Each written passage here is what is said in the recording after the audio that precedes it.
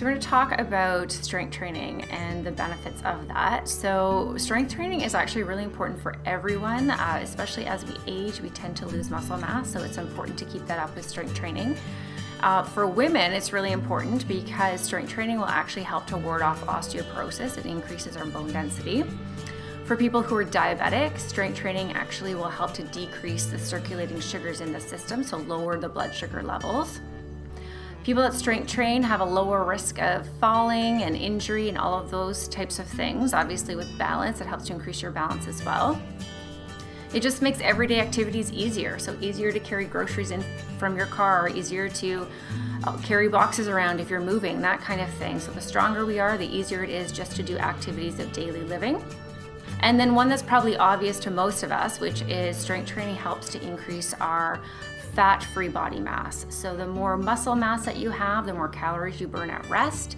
Muscles take more calories just to survive. So typically people that are higher in muscle mass have lower body fat levels.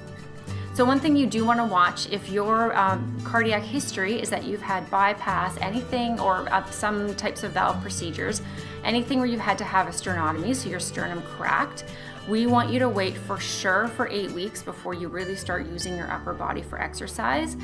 Ideally, you would wait until about the 12-week mark when you've seen the cardiac surgeon and they have really looked at your sternum and made sure that everything's stable there. Up until then, we know that doing the range of motion exercises for your shoulders, all of that is really good, but just to watch the amount of weight that you're lifting. A little tip too, because we do have to live, we all have to get groceries, we all have to do those kinds of things. So just try to think about at least holding something in each hand. So if you're going to carry groceries, at the very least put a bag in each hand and don't carry them unevenly so they're not pulling on your sternum and that incision unevenly. So when we look at strength training, obviously there's a little bit of a principle that we talk about for how often we should do it. So for this one, we look at doing it about every other day. So we want to have a little bit of a rest period in there. So the reason why is that when you actually lift weights, you're creating micro tears in the muscle fibers, which sounds like a bad thing, but that's actually what's supposed to happen. It's the repairing of those fibers that actually strengthens the muscles.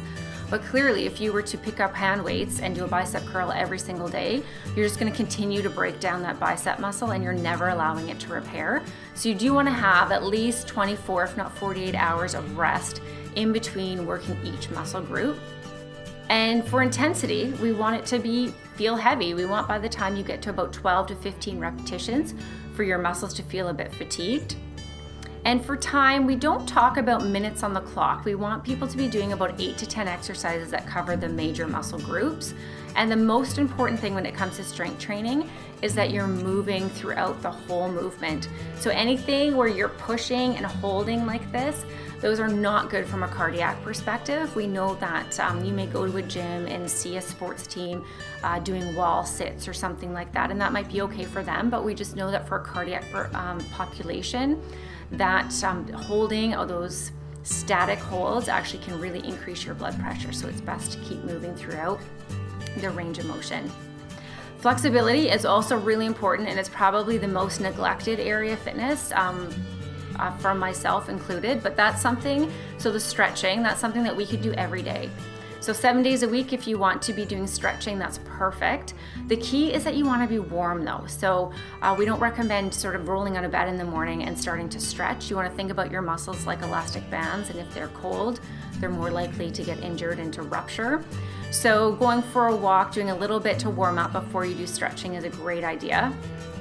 You want to feel it. I call it comfortably uncomfortable as far as the intensity that you want to stretch at. And you want to hold a stretch for about 15 to 30 seconds, which is a long time if you actually time yourself. And for this one, you want no bouncing. You want to make sure that you hold stretches really nice and still. So for those people that have gone through sort of the Jane Fonda era of exercise, there was a lot of bouncing through movement in that era of exercise, and we know better now that we need to hold stretches and not bounce beyond our range of motion.